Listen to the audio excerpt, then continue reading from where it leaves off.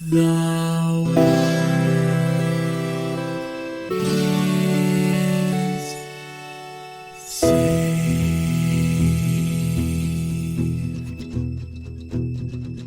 The living room's dark, save for light being cast from the big TV screen and the imminent sunrise that's teasing the one starry sky with whispers of morning. Hey, George. Hey, Lions, how's it going? Sick. Yeah, I hear that. So like we both have kids, right? Mm-hmm. And one of the things that's universal among parents is like children are horrible little disease factories. They are. But I had this terrible realization. I think I've recommended it to you. Did you ever read the book Guns, Germs, and Steel? No. Okay. It's a super interesting book. It's not scientific. It's a theory of why history panned out the way it did. And one of the big arguments from it is that the layout of the Western Hemisphere doesn't really support cities the same way it did in Europe and Asia, right? And cities are where diseases come from. So when people from the old world came to the new world, that's why they brought diseases with them, but didn't take a bunch of diseases back, because the flow of diseases was in one way for these historical reasons. It's untestable, it's unprovable, but it's an interesting idea, and there's some good evidence to support it. I had this, because I just reread it recently, and then I got sick. I had this terrible realization, like, that's kind of what schools are. Like, we send kids into these packed in little areas where they then are a breeding ground for superbugs.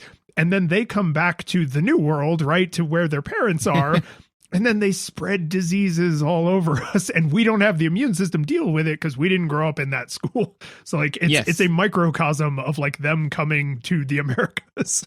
Oh, absolutely.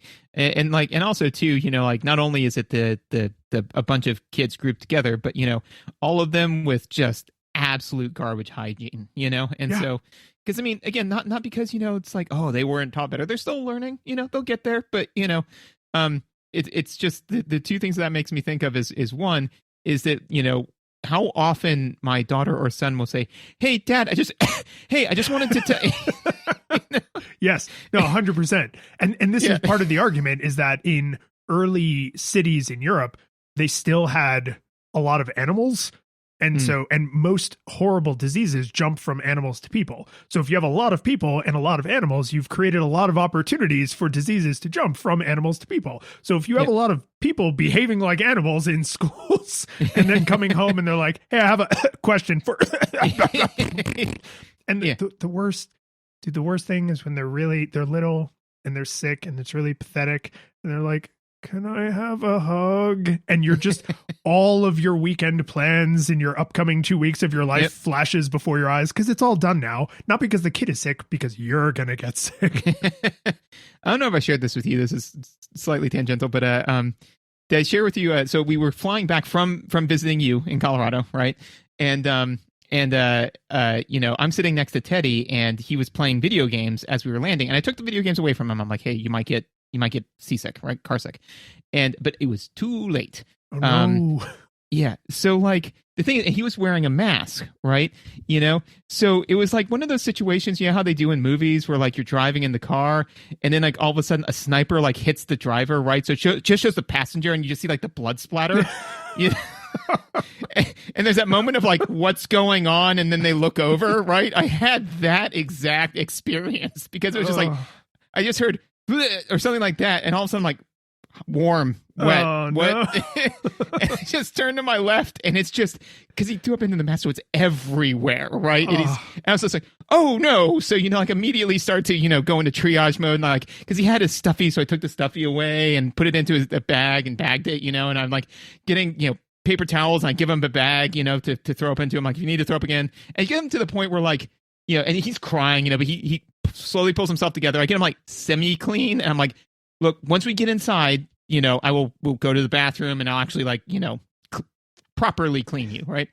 And so we're now just in the part where, like, we're waiting for everyone to get off the plane, and Teddy's just got this 1,000-yard stare, like, as he's just sitting there covered with a little bit of vomit, and he just says, Dad, I am not having a good time.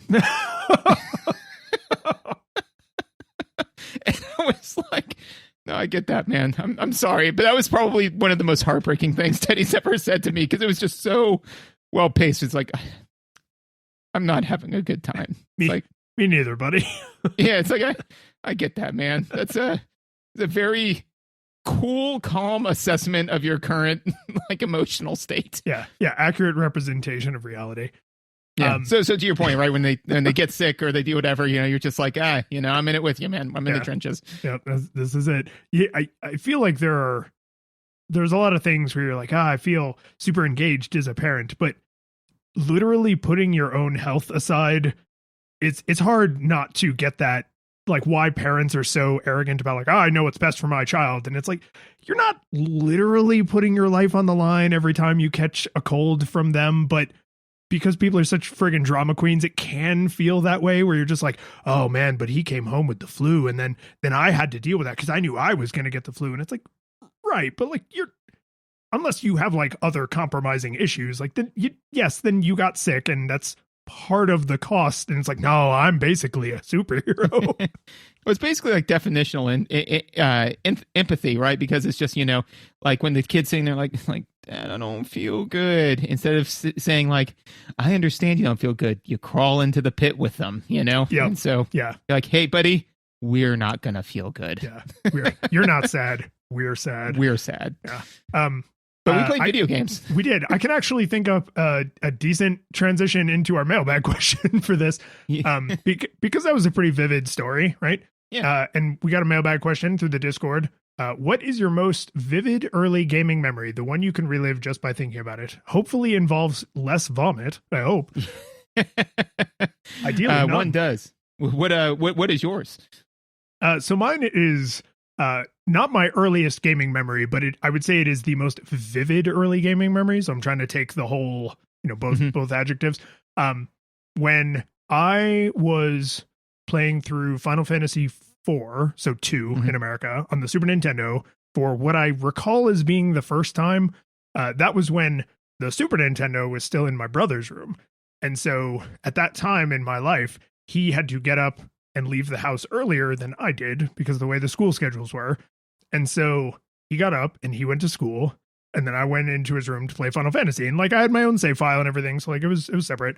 And so I was playing, and I got to the point where I was like, oh, I think this is the end. Like this is going to be the last big thing. And I beat the big boss, and I got the big ending to the story where, it's all sunshine and rainbows and everybody's super happy. And I felt so good. And my parents, zero crap about video games, right? But at that time, my brother still played video games. So when I got home from school, he was already home because his day started so much earlier. So like I got home and I was so excited to tell him, like, I did it. I beat Final Fantasy 2. Like the ending was amazing. Oh my God. Because in my mind, he probably had already finished it, by that point. And I was talking about it and I was so excited. And then when I was done, like, having my joygasm, he went, "You went into my room without asking?" And I was like, no, my moment of triumph is completely sullied by this. He was he wasn't furious, but like he was, because he was a teenager, right? So like He was angry that his little brother went into his room and had been apparently going into his room regularly. But it cuts to like his narration. It's like, the thing I couldn't tell him, the thing I could never tell my little brother, wasn't that I was upset about him going into my room, because I hadn't beaten Final Fantasy 2 yet, and he had just spoiled the ending for me. You could never know. Yeah, it's like I don't know how to process this. So you went into my room? Oh, God damn it. Yeah. And the thing is, I've replayed that game many, many, many times over the course of my life, and like I think about that every single time I play it. So like those what do you call them? Those neurons like get wired together a little bit tighter every single time I replay that game. So that's, not only is that memory super vivid, but like it's not going anywhere. I'm stuck with that, like that feeling of shock and horror and confusion. I would say that I've got like two different. So like to say my earliest memory, would be just Super Mario Brothers. Like I definitely remember. I remember specifically the controller, it being like brand new and holding it and just being like, this is amazing. And then of course later strapping the controller to my waist, like Master Blaster. What? No, what was his name? The wizard. Maybe no. The one from where it was like the Nintendo kid. Oh, the cartoon. And, yeah. That was Captain N. I think Captain N. Yeah. Yep. The Super Mario Brothers Super Show.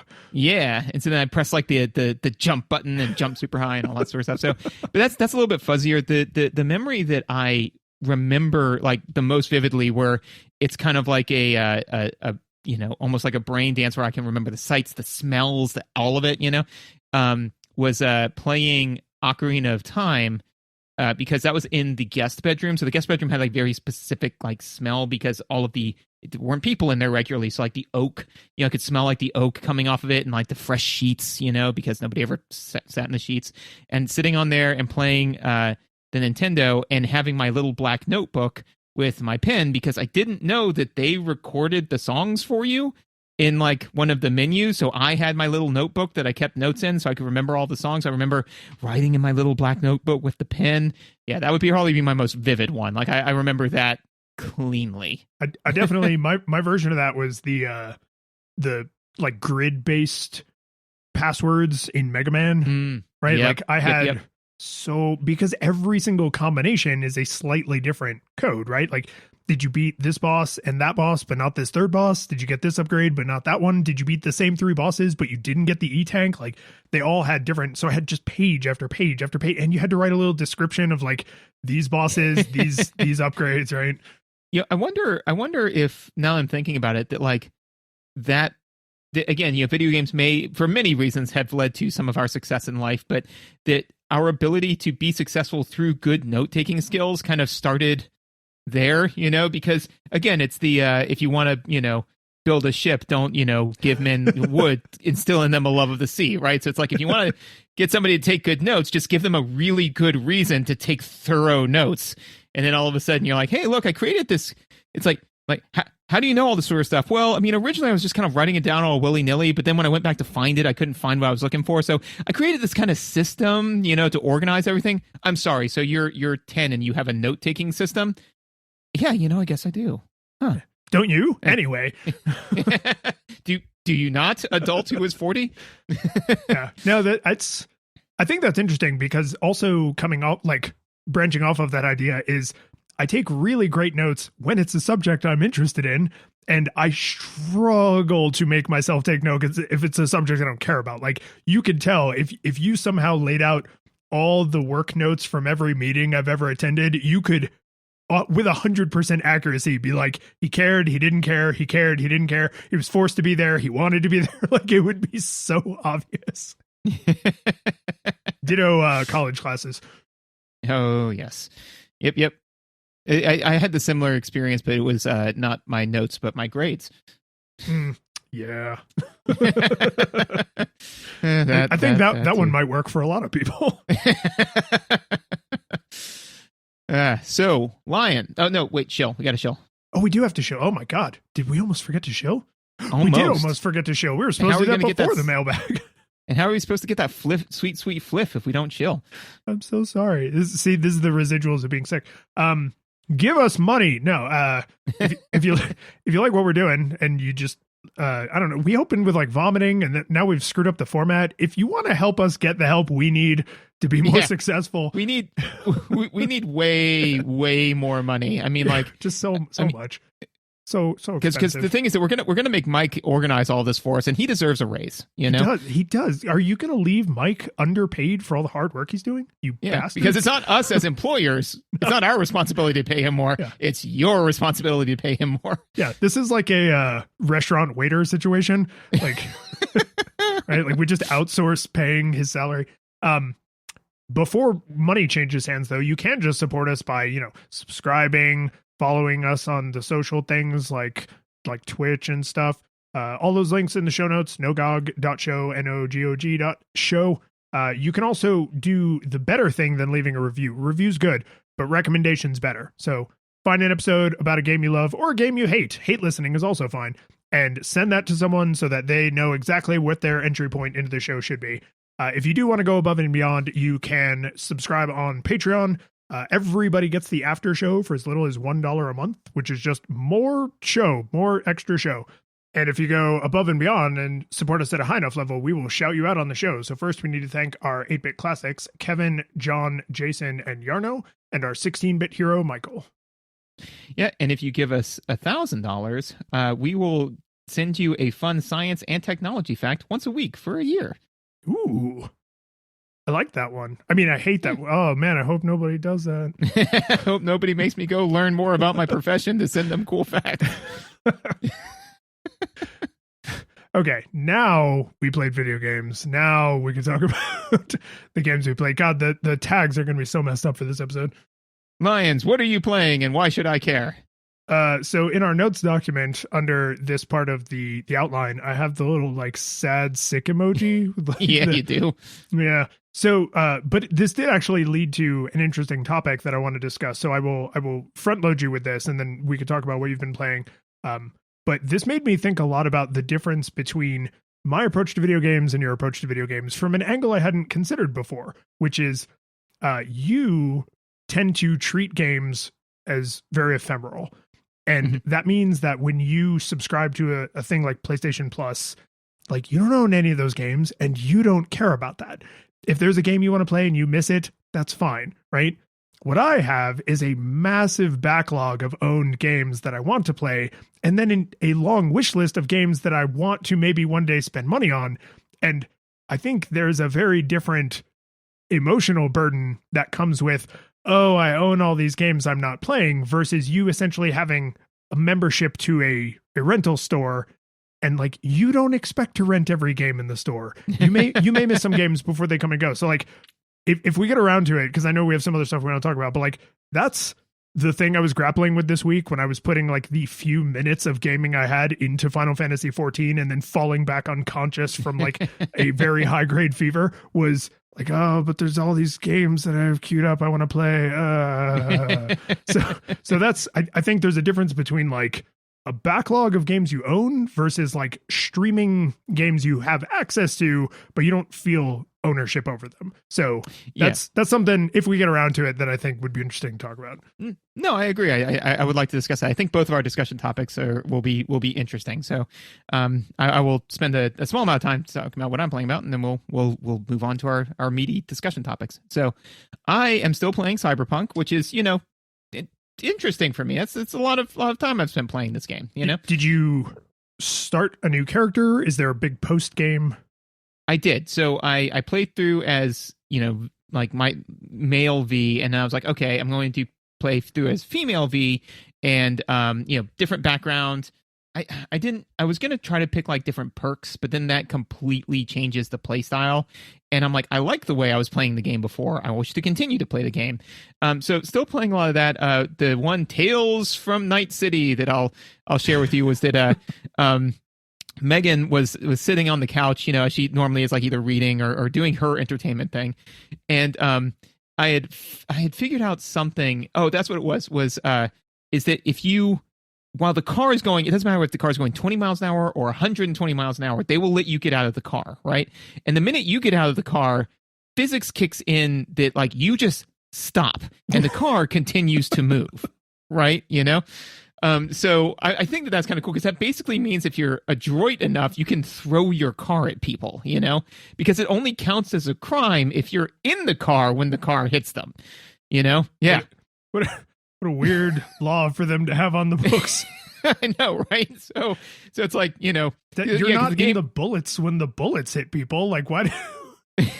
Yeah, for whatever reason, it just said like, oh, because I think it's because, yeah, and also too, like not to be too hard on this, but a lot of the people in Night City are a little dramatic, because like if you hit them with your car, they die. And I get that. That's upsetting, right? But if you nudge them with your car, they go all like quap body and just kind of fall on your car. And it's like, oh no, I'm hurt. And I'm like, are you trying to sue me? Get out of here, man. Just all ambulance chasers. Like, come on, man, you got to leave. And also too, I'm also saying another thing is that if somebody opens your car door and forcibly grabs you out of the car and throws you onto the ground, which is how you hijack a car, what you do is you run away from the car. You don't double back and run behind the car like a lot of Night City tends to do, because that's how you get run over. So all of that's just kind of like the car physics, right? You know, and I don't, again, like I bought a car that was a fast car and got me from point A to point B, right? That's kind of what I wanted. So I wanted to show Megan the cool, this is how you throw a car thing. So I'm going down the road at like 120 miles an hour. And I said, like, so I just turn over my shoulder and I say, hey, honey, you want to see something stupid? And she goes, yeah. And when I turned back, I was going full tilt into a police car at 120 miles an hour with police officers in front of it.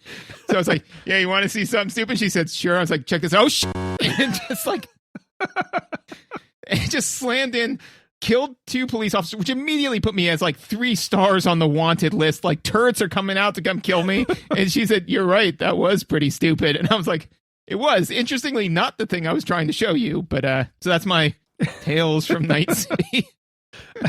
I love sometimes the universe just conspires, because you're like, oh, I was going to set off one firework, but actually I lit the fuse for the entire box of fireworks. And I didn't mean to do that, but it was more spectacular. And here we are.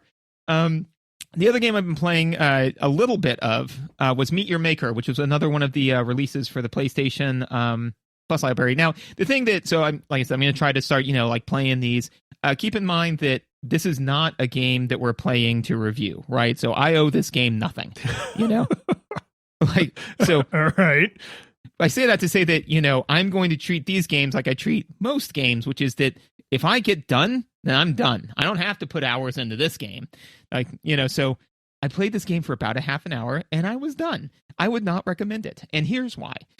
So it's actually got like some really cool ideas behind it. I stick by what I said the last time, which is that it immediately tells you what it's about as far as theming right out of the gate, which is nice. It's a post-apocalyptic future where you are like the world has been ravaged by genetic disease, and so you are trying to collect uncorrupted genetic disease to like create the new wave of humanity, right? So kind of cool. Cool theming. It's the controls are a little sticky. The shooting is a little rough. The thing that there's 2 things that made me quit it, which is one is that all of the bad guys have 1 hit point, which is nice. You have 1 hit point, which is not. It's very arcadey. It is, but like, so, and to be fair, when you die, they'll just shove you right back into where the level started, right? So that's a plus. But the thing is that they will let people make their own levels for this for you to play through. And then all of a sudden I said, this is Mario Maker. And there's a reason why I don't play Mario Maker, because I don't trust other humans. And I was right, because literally the level I played through is I walked into a room and there were 2 bad guys, killed both bad guys, jumped up where one of the bad guys was to get the loot, and a trap killed me because they put the bad guy on a trap. I was like, gotcha. So go disarm the trap this time, go into the next area, go down the hallway, died because behind you in the hallway, there's a trap. So I was like, okay. So, and after about 7 iterations of that, I just put it down and I went and took a nap. So is there single player? Like, could you not? All of this was single player. Sorry, I mean, like, are there levels that are designed by game designers, or are there only like crowdsourced? Maybe the 2 that I played were both crowdsourced. Okay. So like at a minimum, I mean, my guess was that a lot of them were crowdsourced. Probably there are some that are just made by the thing, but also too, like the moment to moment gameplay wasn't amazing because there are better FPSs out there, So I was just kind of like, I'm kind of lukewarm about it, but the theming's kind of cool. But then when they, were just kind of like, oh yeah, man, we're going to mush the professionally driven ones in with the not professionally driven ones. And I was just kind of like, yeah, you know what? I'm good. I don't, and I think that ultimately came down to with the having 1 hit point. I don't like that. I don't like being 1 error away to being kicked back. And that'd be fair. I was only getting kicked back 30 seconds to a minute, but that's just, it's just exhausting, and not why I play video games. So every game that does that is either going for a kind of person you're not, right? Which is, yep. And I'm also not, or it's not Celeste, right? Celeste also, you only have 1 hit point, but the cycle time is less than it took me to say the phrase cycle time. Like it's so fast, right? So yeah, it's I get the idea of like, oh, you're as vulnerable as the enemies, and it's like, it's not why I play video games. Yeah, that's not why I play video games. Yeah. So, and then the only other game I've been playing, which is not a video game, but it is a game, is I have been playing a tremendous amount of D&D. We were talking about this, and I think if I had been keeping track correctly, you're now playing at 78 different tables. Like it's a lot. Yeah, 78 and a half. There's one that I kind of dip in and out of. I play one, like a half pay attention one while I'm DMing this other one. Yeah, no, I have two different tables that I am DMing, one that I'm playing in, and a third table I just recently brought on, which is family D&D. So I now play, we have a weekly on Sundays, we are now playing D&D with myself, Megan, Teddy, and Lizzie. And that, because I was playing D&D a little bit with the kids before this, but it was just me, Teddy, and Lizzie, and that was way too much. It was exhausting, and so I was like, but why though? And I was like, oh, it's because the kids don't really know how to play. They're 7, 5. So I am both writing the adventure, playing all the NPCs, and kind of playing all of the PCs. So I'm doing all of it. So having Megan in there made it very enjoyable, because now when Teddy's like, I was like, okay, Teddy, what's your armor class? And he's like, then I can just, Megan then handles that, and I can then think about what the monsters are doing, So it was a lot of fun. And also too, the thing that I was struggling with the last time I did it is I was like, man, what kind of a plot am I going to make for these kids? Because I can't make it too complicated because they're not going to follow it. I can't make the bad guys, too dynamic, because it's going to get they're going to get confused, because the whole reason why it's like, look, it's a sympathetic bad guy works on us is because we learned what a unsympathetic bad guy was first, right? So I was like, what the hell am I going to do? And then it hit me, and I was like, this will make my life so much easier, and I'm really excited about it, which is what types of cartoons, like the narrative, the overall narrative, like when you think about He-Man or G.I. Joe or Power Rangers, Monster of the Week. Totally. Monster of the Week, dude. Scooby-Doo. Monster of the Week. Yeah.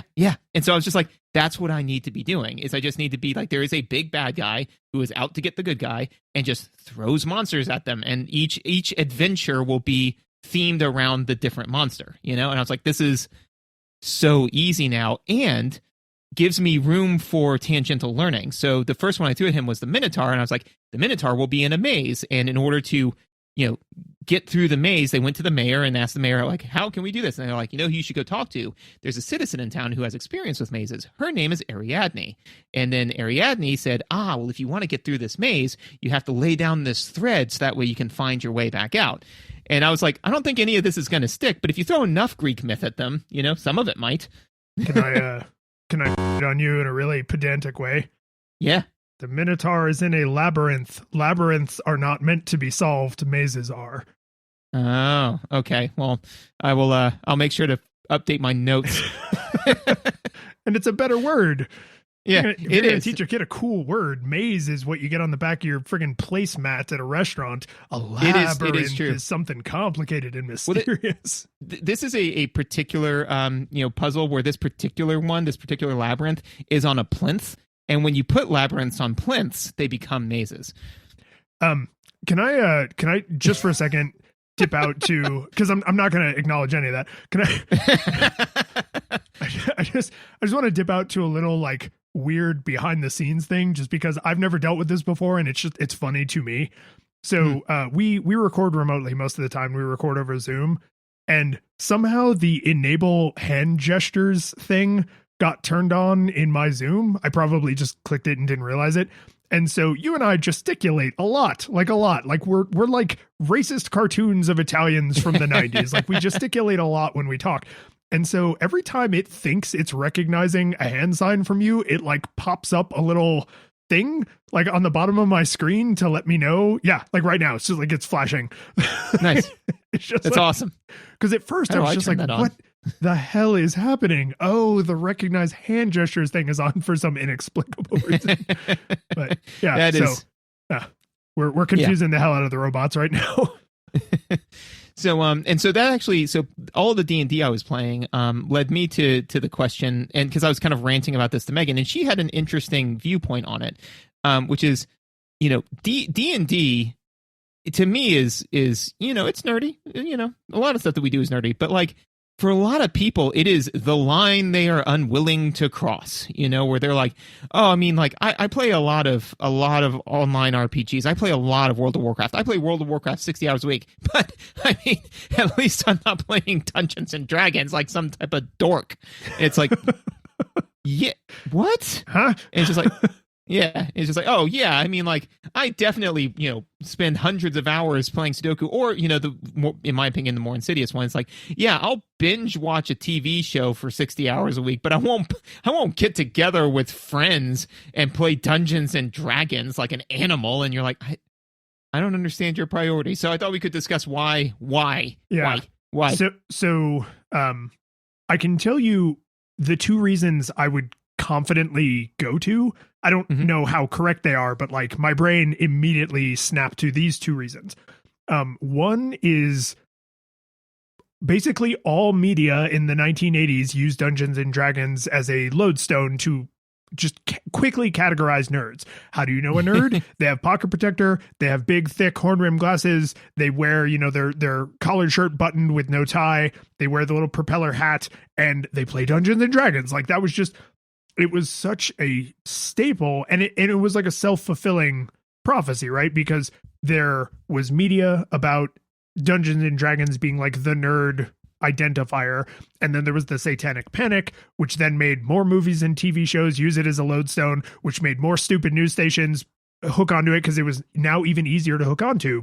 Like, are your children playing Dungeons and Dragons and smoking reefer? Like, I don't know. Like, you know what I mean? So like, there was that invirtuous cycle, bad cycle, that definitely I think fed into it a lot. So like for us, because of our age, like that was pretty much done by the time we were old enough to care about Dungeons and Dragons, right? But like for our parents or for like older Generation X people, like that was maybe their entire exposure, right? And if you grew up in the 90s and after, there's a very good chance that you have seen Revenge of the Nerds and other, movies and things that all use those. So even if you're not consciously aware of it, it's why propaganda is so insidious, because like you're ingesting like Dungeons and Dragons is for nerds, Dungeons and Dragons is for nerds. Even if you don't have your own opinion on it, you might find yourself regurgitating that opinion because it's just been repeated to you so many times. The other one that I have a harder time proving, but based on my experience playing D&D or any kind of tabletop game, including like what do you call them, like the like Secret Hitler, where you have to like accuse people games. Right? Like like social deduction. Those any kind of game where you have to role play or act or pretend, like a lot of people are really uncomfortable with that. And so I think as a self-defense mechanism, people will say, well, that's nerd, not because they necessarily think that it is, but that's their way of, and I'm not a nerd. So of course I'm not going to play that game because that's for nerds. But really the thing that's stopping them is not that it's for nerds. It's that they would be uncomfortable doing it. So like a lot of people are uncomfortable with what I will broadly call like public speaking, right? Or acting. And then there's all the shenanigans from like the late 70s throughout the rest of the 80s.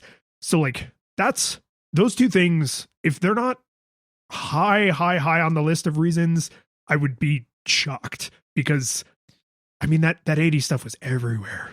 No, I definitely agree with all that. And actually one of the ones that you hit on was one of the ones that Megan suggested, which I thought was very apt, which is that it is okay for kids to make believe. It is not okay for adults to make believe. Make believe is for children.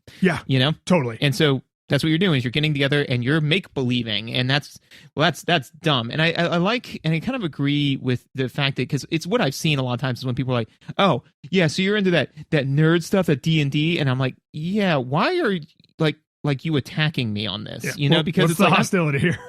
Yeah, like I'm comfortable with this, and you seem uncomfortable. I'm not sitting here ripping on you for watching TV, you know, or whatever. And again, like if you look at it by the numbers, and this is what I was saying when I was talking to a friend of mine where I was just like ranting, is I said, you know, to me, I would definitely make the argument that D&D is less nerdy than certainly less nerdy than World of Warcraft, because it requires for you to generally get together with actual honest to God people. Like you can't play the game by yourself. You have to have other, I mean, generally, like you could plug like it, you know? most online games, you can either play them alone. Mhm. There's other people, but you may not be like friends with them or know them. Or Right. it's so easy to cycle through a large group of people that you may never form real relationships. Whereas D&D, like you're in their house or they're in your house, like you kind of should probably know them, or someone at the table hopefully knows them. Like you don't just go out on the street, just like the way you would give us feedback and be like, who wants to play the cleric? Right. And that's the thing, is that even though you can now play D&D online with like a group of friends, generally you're going to, you know, have cameras on, you're going to talk to these people, you know, you're going to get to know them, right? And because that's like forced by the game. In World of Warcraft and most MMOs, it's an option. It's a thing you can do. In D&D, it's a thing you have to do to play the game, right? But I would also argue that in that sense, it's less nerdy than watching TV, like watching Netflix for hours at a time. Because again, you don't have to be friends, be social, be anything with anyone in order to sit down and just watch TV. And what I was saying is I was like, you know, to me, D&D is a healthier outlet, because I said, like, I could sit down by myself and watch TV, binge watch Netflix until I stuck my head in an oven. But, you know, if I've got a group of friends and I show up every week or every other week and play D&D with them, and all of a sudden I'm like, yeah, hey guys, what's going on? People be like, hey, are you all right, man? You know? Yeah, you know, I just got a bunch of stuff going on. It's like, oh, well, what's going on? You know, like you know, like that interaction is way more likely to happen than it is on most other entertainment platforms, you know? Well, so what I'm hearing is making me think of another facet of that 80s stereotype, which is like, oh, well, nerds are insular and have no social skills, right? And like the cheerleader and the captain of the football team are like super outgoing, and they're the what do you call it? The life of the party, right? Whereas to do something like a tabletop game or even board games, like even if you have like a weekly poker night, like you have to have some rapport with these people, at least to the point where you're like, I'm willing to sit in a room with them week after week and do this shared activity. So like there's even, and if you watch a movie like Revenge of the Nerds, you can even see that duality where it's like, oh, well, all those nerds are stupid and have no friends. And it's like, except for their 30 friends, Yeah, all right, of except the for nerds that are all friends with each other. it's Revenge of the Nerds, not Revenge of the Nerd. Well, and so, and I also think that to your point, right, is that like it's a social event, but it does demand vulnerability, you know, in the sense that like you cannot be an actor or act without being vulnerable, because in order to act well, you have to, you know, either put on an affectation so strong that it starts to make you feel an emotion, or pull from your own emotions to where you exhibit the affectation, right? There's two methods of acting. So, you know, if you're going to sit there and say like, you know, if you're going to be in a group of people and somebody says, yeah, so, you know, you're the person who killed your parents is now, you know, begging you for your life, and you say, you know what? If it were anyone else in the world, I might consider sparing them. But for what they did to me and what they did to my life, I can never let that go, right? You know, if you that's anger and feeling and emotion, and if you were to do that in a normal group, right? People would be like, whoa, that's a lot of emotion to bring to the table. But here, it's encouraged, right? And so you have to be in a safe space, because if I did that and a bunch of people were like, oh, whoa, man, why don't you just calm it down? I'd be like, okay, we're done here, because there's no point in, we're not playing the game, right? So, because what you said about the poker night made me think about it, which is that, like, yeah, I would again argue that D&D can form more healthy relationships. Now, it can be toxic just like anything else, right? But because, like, you can sit there and, you know, play poker without getting to know yourself better, getting to know the other people better, you know, anything like that, right? But, you know, if you play D&D with a group for a while, you might get a feel for who those people are, if for no other reason than what kind of characters do they normally play? You know, do they always play like the stoic, you know, like pike wielder that, you know, keeps everyone at a distance? And it's like, maybe that's a metaphor, maybe it's not. But if they're always playing that, and it's like, yeah, but, you know, in real life they're fun and fun loving, and, you know, like, oh, they keep everyone. It's like, oh man, like, yeah, maybe, but maybe they actually wish that they kept the people at a distance more. But, you know, again, you get to know another side of people, right? So I think that to your point, I think I would agree with you. I think that one of the big drivers is that it enforces vulnerability through make-believe, and none of that's okay for adults to do, you know? And it's funny because, one, I think you're right, and two, that shows how poorly like tabletop role-playing games are actually understood by people who don't play them, because you could, with D&D or any of the other systems, right? Because most systems have like a lot of wiggle room and flexibility in terms of like who you are and how you approach a problem, right? So you could say like, hey, D&D table, like I only want to play like level 6 characters, Lord of the Rings, like we are heroes, there is an unambiguous evil, and like we are seeking out heroic moments where we get to be heroes, right? Like you could do that, but the game, like a different game system might push you in one direction or another, but you as a group kind of have to decide, not only are we going to play pretend together, but what kind of pretend do we want to play? Whereas I was thinking about like fantasy football or like the manager mode, like in Madden, right? Or like a called or Counter-Strike, CSGO, is that it? Like that's the super popular one that's like squad based, shoot people, terrorists. All those games, like their theming is so strong that it's unambiguous what the expected behavior is, right? And so if you are playing fantasy football, if you show up as a stereotypical bro who acts like a stereotypical football bro, that sucks. Like that's your perception of, I am only allowed to enjoy football if I behave this way, but you are unlikely to be challenged if you behave that way. Whereas if you show up to a D&D table and you're like, oh, I want to play someone of a different race, gender, sexuality, a completely different outlook on life, like I essentially want to live this completely other life, then people might have questions. And if you're uncomfortable answering those questions, that can like create weirdness that I think is like bad, right? Because that, to your point, like that means you don't really have a relationship with those people. Because I like you may have seen this because you look at a lot of like D&D meme stuff, but the stereotype of like, oh, D&D created a whole generation of furries. I'm like, did it? No, I don't think so, man. Like I've played animal characters, I've played female characters that had romantic relationships, and it didn't make me gay because I was acting, right? And I'm not for a second taking anything away from someone who like did have an awakening playing D&D, but the implication that you can only have empathy with a different viewpoint if secretly you harbor that viewpoint is like I don't want that to be true. We need humans to be able to empathize with people who are nothing like them, because otherwise we are in trouble.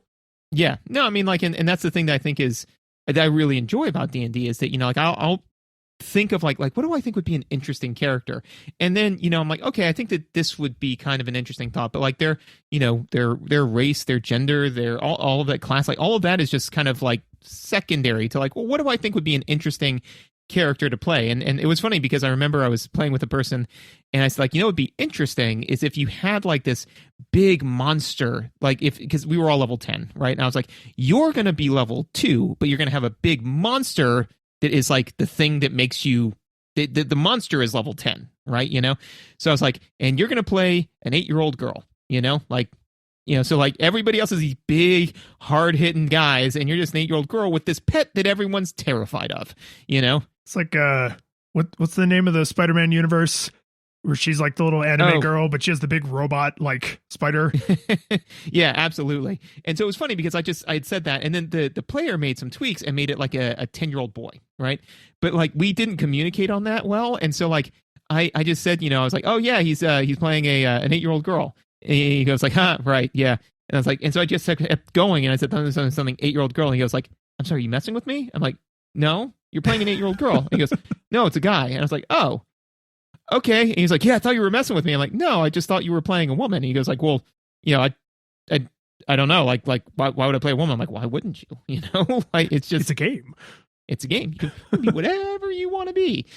So yeah, and I honestly, now that we're kind of talking about it, I did see a meme one time where somebody said everybody thinks that being a DM is going to be like, you know, the God on high, like dictating edicts. It's like it's really more of a mix of you know, like like Boy Scout troop leader and psychologist. Because you all might end up working through some stuff like as you're playing, and it's just like, oh man, I didn't know I felt that way about stuff, and it's like, well, yeah, we all learn. So I think that making that a safe space is important. And then it is very easy to be for somebody who's like, I'm not used to dipping my toe in those emotional waters, to recoil, and then the reflex is just like, well, that's weird and dumb, and you guys are weird and dumb for doing it, Yeah. The other thing that I think also plays into it, and this is true of, again, like a lot of games, right? Is that like you have to know a lot of rules, right? So unlike video games and unlike TV shows, right? Like you have to put some work in outside of playing the game to play the game. You can't just pick it up and play it. So I think that's some of it where it's like, oh well, for this one you get a +3, and I think that's where some of the gatekeeping has done damage to D&D. Where it's like a new person comes into play and it's just like all right, I'm excited. Like for the people who are excited, and it's so for example, when it's the perceived power dynamic is a person coming in is like, I'm important and you suck, right? Then it can be y'all are nerds for playing this D&D thing. When it's the other way where it's like the person coming in is like the supplicant, and the person playing is, like, I'm going to make myself feel super powerful. Then it's you didn't know that partial cover gives you a +2 bonus to your armor class? What are we playing, like Moon Knights? Are you flying above them? That's not helpful either.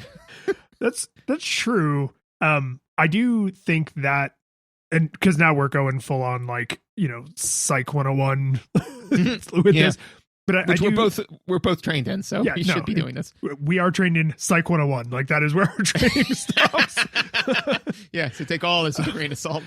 No, but that does make me think like that gets back to that same kind of, I don't like looking foolish. I don't like being vulnerable, right? Because it's really easy to imagine stereotypical nerd, stereotypical jock, and that situation being reversed with the rules of a sport. So I could actually give you an example that it wasn't negative, but like of the rules misunderstanding, where I was watching a baseball game with my father, right? My father loves baseball. I don't give a crap about baseball, but I like spending time with my father, and I actually like live sports because there's like a lot of energy in the stadium, and you get a hot dog and a beer, and it's nice, right? Like it's not something I do often, maybe like every several years, but it was like my parents were in town, dad wanted to go see a baseball game, so we went to a baseball game. And we're watching, and the pitcher is southpaw, right? Left-handed. I'm left-handed, so left-handed people tend to notice left-handed people. And I was like, oh, hey, left-handed pitcher. And the batter was also left-handed, but he could bat switch. So he switched, and then the pitcher continued to pitch left-handed, which put him at a disadvantage, right? Because normally, like, you want to be off to the other person.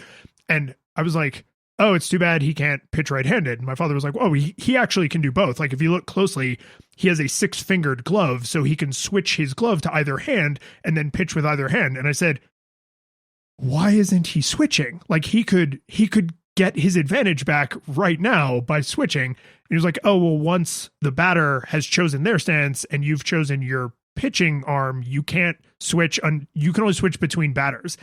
I was like, that's dumb. Like, he has to be able to pitch twice as well as any single-handed pitcher, and that advantage is stolen from him. Like, instead of getting really good as a right-handed pitcher, really good as a left-handed pitcher, he has chosen to be good at doing either, but he's only allowed to use that skill. Like, he can only do one reaction per round of combat. Like, so you know what I mean? It's just like, but why? Right. And so and I mean, granted, my father wasn't being an ass about it. He was like helping me understand like why the rules this way, and they're trying to make it fair. But that was an exact, you could imagine someone being a gatekeepy jerk about that and being like, well, that's just obviously the rules of baseball, so it's fair, you big dumb moron. Right. And just like you could imagine someone doing that about D&D, but it's not, I don't think there's anything intrinsic to D&D that the rules are not so complicated and so esoteric that in a tabletop game that they would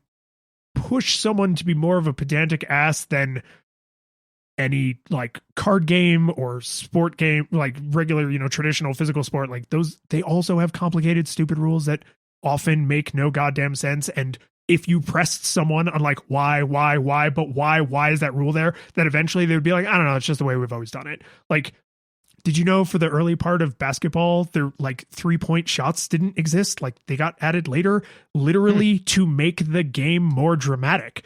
It's not to make the game more fair or more interesting for the strategy of the players.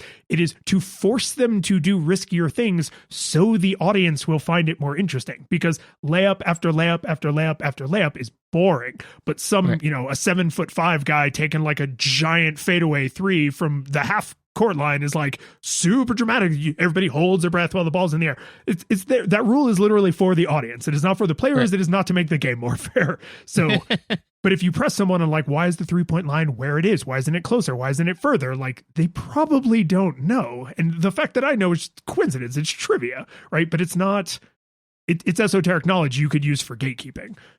Absolutely. And I think that it kind of all comes down to in all of these cases is just like, whether or not, so for example, I think that the key difference between baseball and D&D, so co-sign everything you said, is that in baseball, in order to participate in baseball, which is to sit there and watch baseball, right? You don't need to know all of those esoteric rules, right? In order to play D&D, you ostensibly do, so like, because D&D is way more active. It's active participation, right? So like if you were just like, oh hey, left-handed pitcher, and it's like, oh yeah, but he's left-handed batter, and you're like, neat.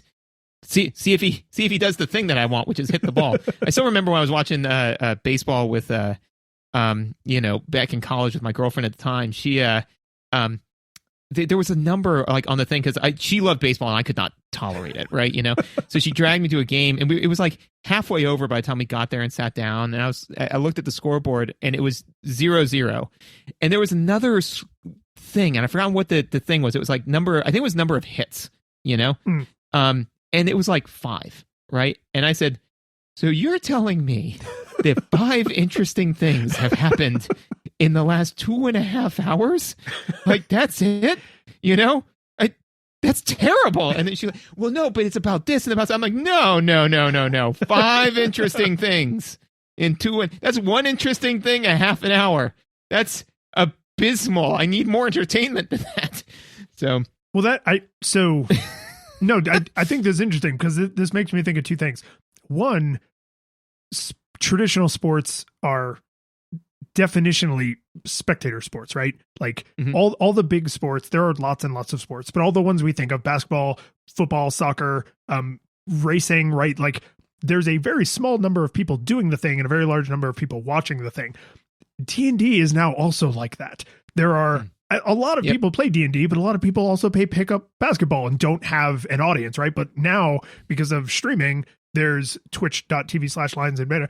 Now, because of streaming, there's like all of these people just playing their, basement nerd hobby, but with a huge production budget and a gigantic audience and like lots of technology involved and everything. So we have gotten to a place where your participation in D&D actually can be spectator, and that would not be as weird as it was even just a few years ago.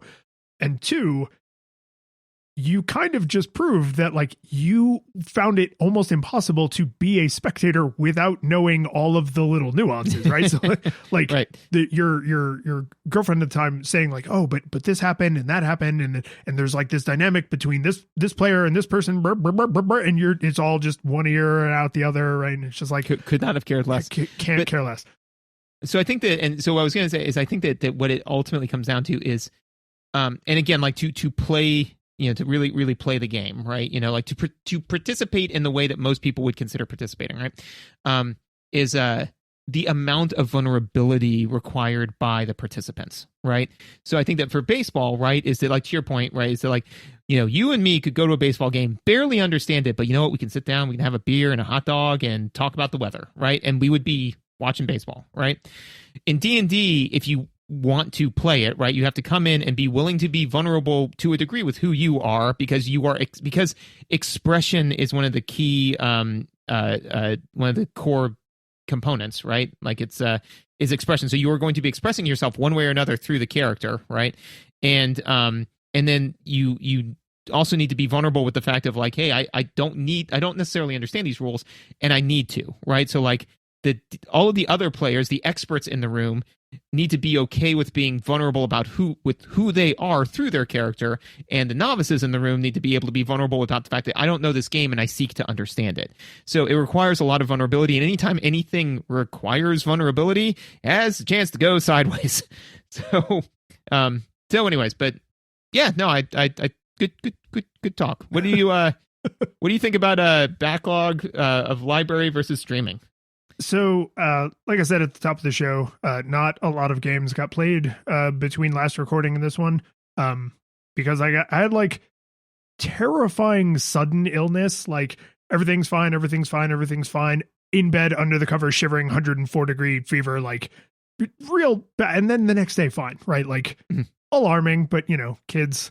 So I'm just chalking it up to that, I guess. So I had like more of my time that I would normally have spent gaming was like completely taken away from me.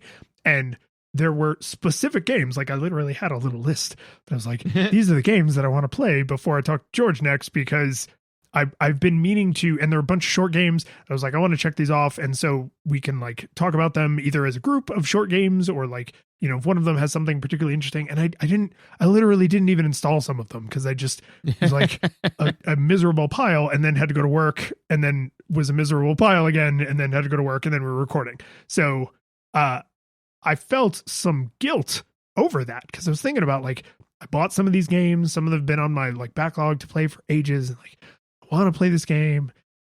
I'm obligated. I owe this game. Come on, man. Like, I told this game I would play it, and I keep putting it off, and like I feel bad because the game is just sitting by the phone waiting for me to call and be like, tonight's the night game. I'm gonna play you.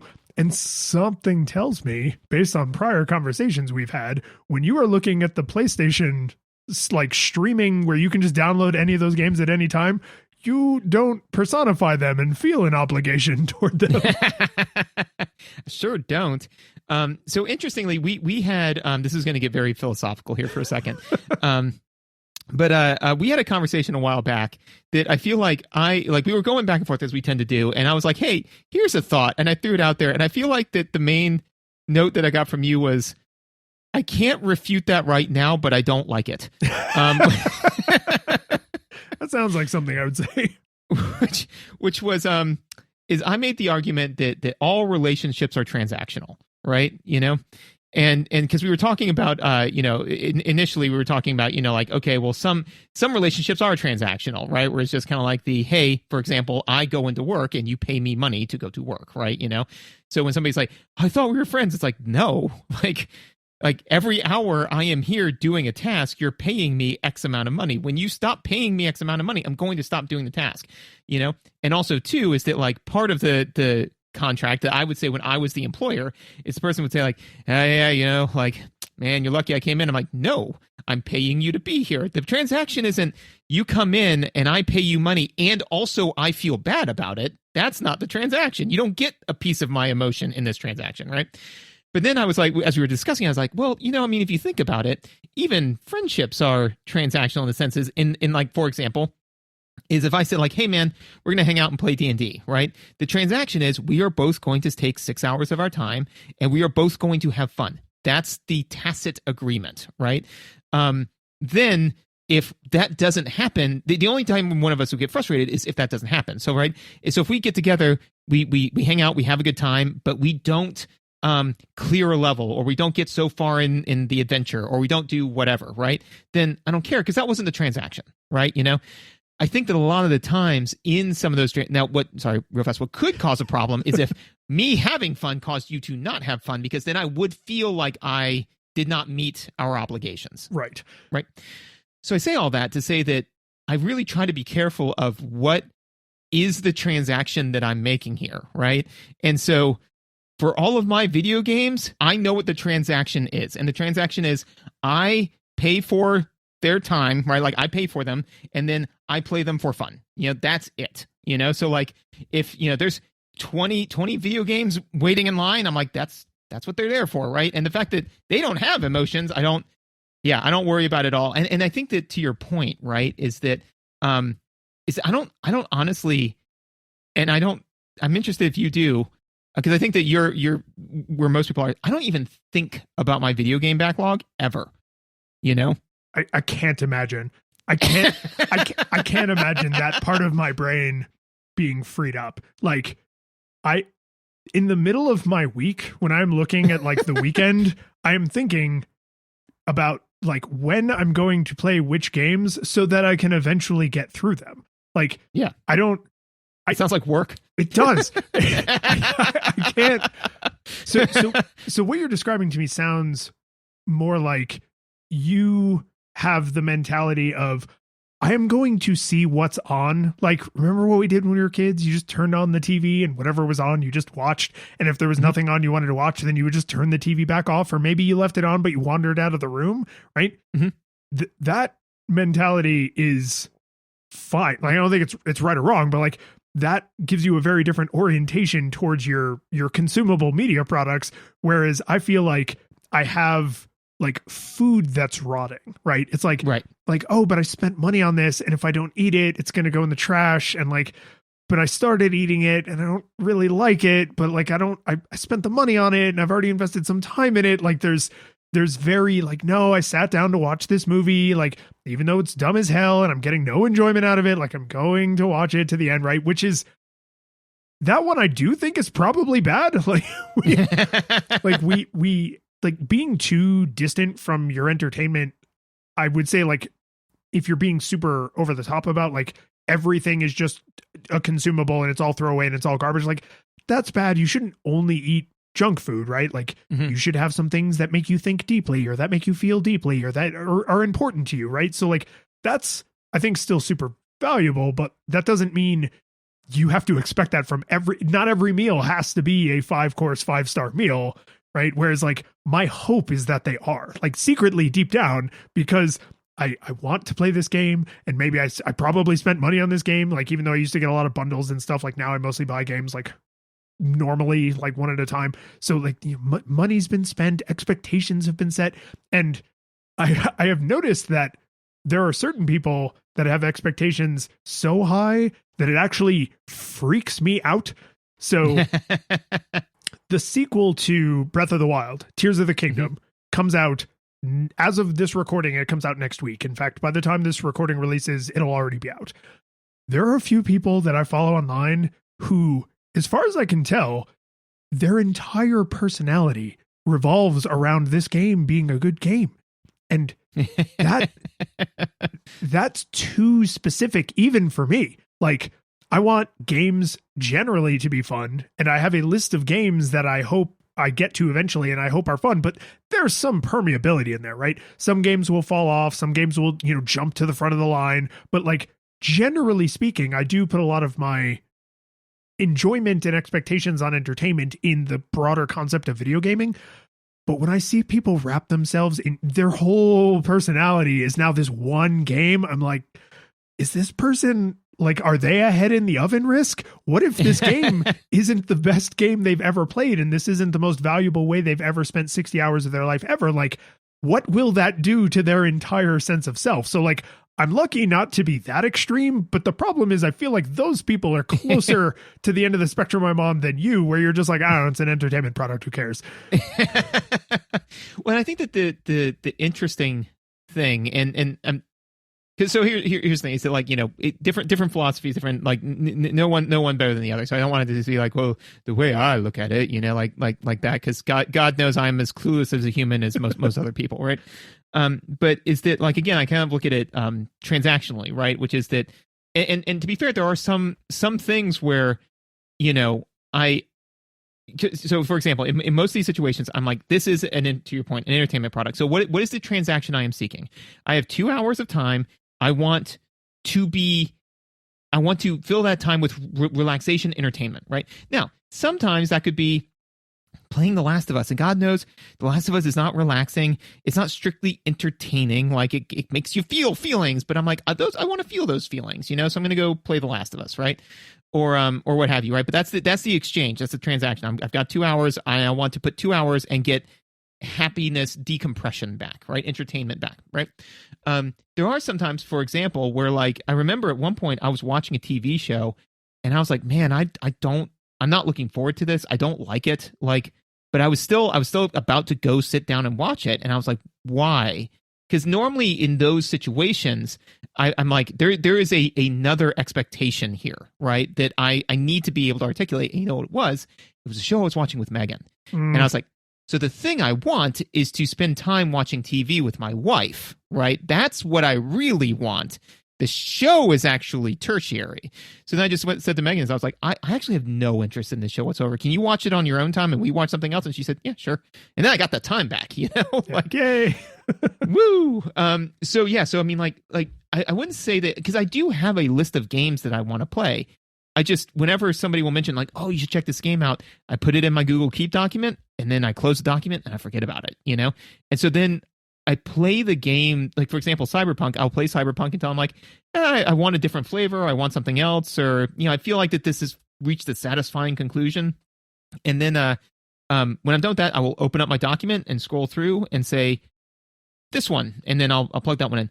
I think that the downside to being on my end of the spectrum is that and what we see a million times is that, like, if the game doesn't grab me in a half an hour, it's really difficult for me to spend more time in it, because then I'm not meeting what I'm trying to do, which is exchange. So, like, you're more likely to find a diamond in the rough, where it's like, yeah, but once you get past that first half an hour, it gets really good. For me, is I'm like, every minute that I'm playing a video game, I'm like, so my stressor isn't is it good yet? Is it good yet? Right? Because it's like, if I spend 2 hours playing this game and I am more frustrated, exhausted, unhappy than I was going into it, then, like, it's Goku Super Saiyan 3 versus Boo. I've been powering up this whole time, and yet I'm less powerful. How did this happen? You know? Yeah, I think there are, like, some little things I can do, and at least one thing that I could think of I have done already, which is I used to, because, like, money's usually tighter when you're younger, right? So if I saw, like, a game on sale or a Humble Bundle that was like a bundle of games or something, I was like, oh man, at these prices, I'd be a fool not, right? And, like, that, a big part of the reason my library is the size it is because of that. So now that I'm not scraping pennies quite as aggressively as I was at, like, 20, it's I should probably buy a game when I'm going to play it, right? So, like, if I'm going to play this game on release day, then sure, pre-order it. But if you're not going to play it on release day, don't pre-order it, because now you have that, like, well, I bought these bananas and they're just over here spoiling, and now they're going to go in the trash because I'm never going to get around to eating them, right? So, like, for the streaming library, like, you can emotionally separate yourself from that money, because you're like, this is just, was it like $4 a month or something? Yeah, it's $30 a year. So. Oh, so even less, right? So, yeah. Like, you can write that off as, this is part of my entertainment budget, like, writ large, right?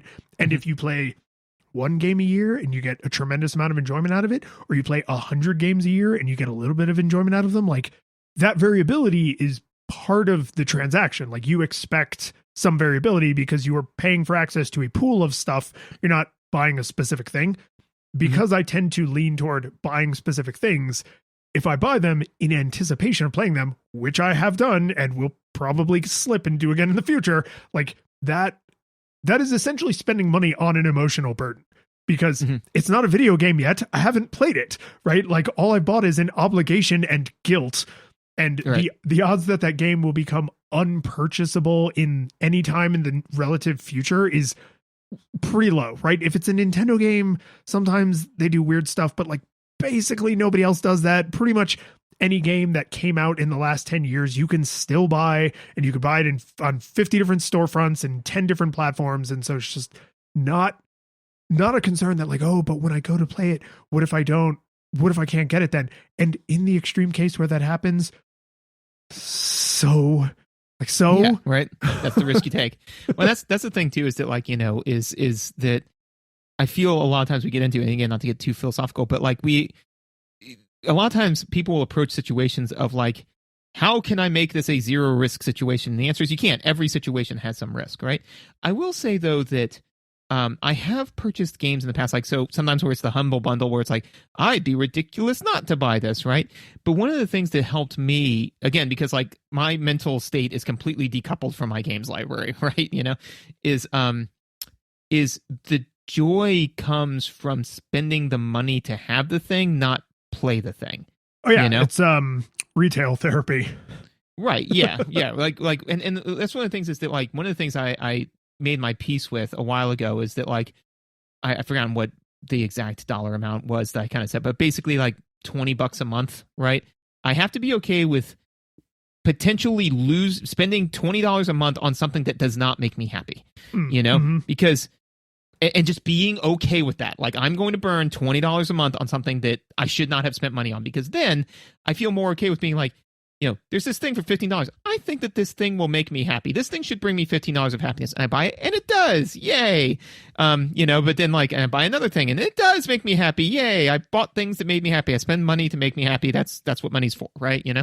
And but then like I spend one thing, I'm like, oh, I got the thing. I'm like, I didn't need to buy this. This was stupid. And then the nice thing is then I don't feel the burden to hang on to it either. You know, because a lot of times, like, I find that people have stuff that's like, well, I spent money on it, I have to keep it. It's like, yeah, but the money's gone. That's sunk cost fallacy, right? The money's gone. And now you have this thing that's making you unhappy. So that should also go, because that's still like a net happiness, right? You know, so I still think that you can get away with buying the game, but then you have to like say like buying the game does not mean playing the game. Those are two different things, you know? So you're spending money to have the game, and that's what you're buying, not the playtime, you know?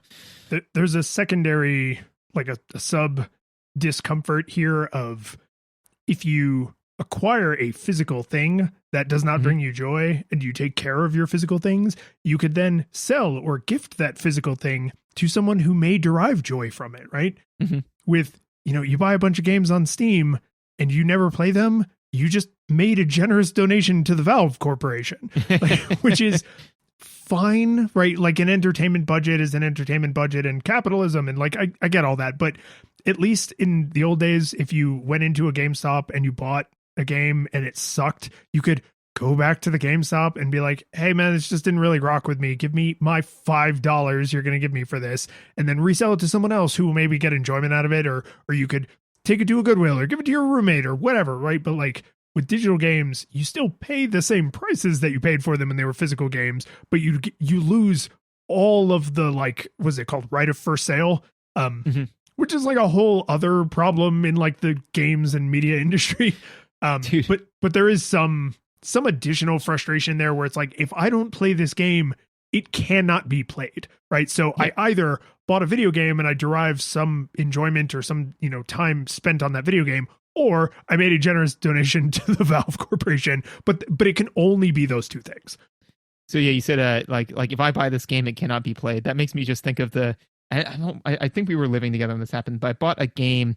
I cannot for the life of me remember what it was. It was like Musica or something. It was like a music-based RPG kind of thing, and it was so atrocious that I played it for like 2 or 3 hours, got so frustrated with it that like I remember this, and I'm probably taking a little bit of liberties here with the story, but like I went out, you know, into the kitchen, and you're like, what are you doing? And like I took the disc out and I put it in the microwave and like and turned it on, and you're like, what are you doing? And I was like, I'm destroying this. And you're like, you could resell it to GameStop. I'm like, but then somebody else might play it. I'm removing this from circulation. So for you, it's like, if I buy it and don't play it, nobody will. For this one, it was, I bought it and I did play it, and now nobody shall. Yes, you fell on your sword. I do. Yeah, God, I wish I could remember because I do remember you destroying a game in a moment of righteous fury, but I can't remember what the game was.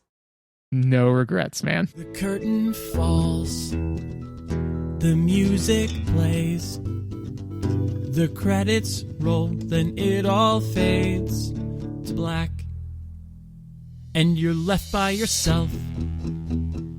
The fanfare is gone, there's no player 2 there by your side to share victories won. But as you slowly progress down the hall to your bed, a few great events leak back into your head from the time that you spent traversing the land, battling evil, fighting the darkness, just sword in hand. Your memories creep in with the edge of a smile. You realize again what you lost for a while. You're gonna think back much less on how you saved the day.